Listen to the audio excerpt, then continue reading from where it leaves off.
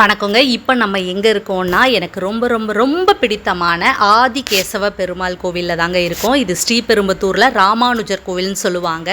இந்த கோவிலில் இந்த மாதிரி தங்க பல்லி இருக்குங்க. இதை தொட்டு வணங்கி எல்லாரும் கும்பிட்டு போகிறாங்க.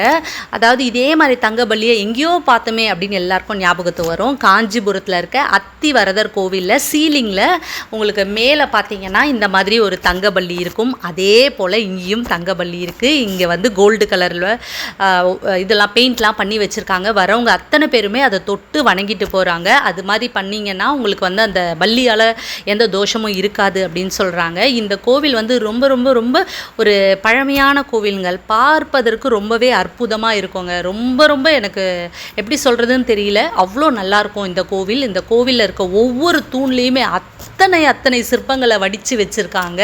அதை ஃபுல்லாக பார்க்கணுன்னா இன்றைக்கி ஃபுல்லாக பார்த்துட்டே இருக்கலாம். ஒரு சின்ன கேப் கூட விடலைங்க. எல்லா இடத்துலையுமே சிற்பங்கள் அவ்வளோ அற்புதமாக அவ்வளோ அழகாக பண்ணியிருக்காங்கங்க. ஆஞ்சநேயர்னு எடுத்திங்கன்னா ஆஞ்சநேயர் எப்படி சொல்கிறது, ஆஞ்சநேயர்னால் கும்பிடுற மாதிரி இருப்பார், ஓடுற மாதிரி இருப்பார், நடக்கிற மாதிரி இருப்பார்.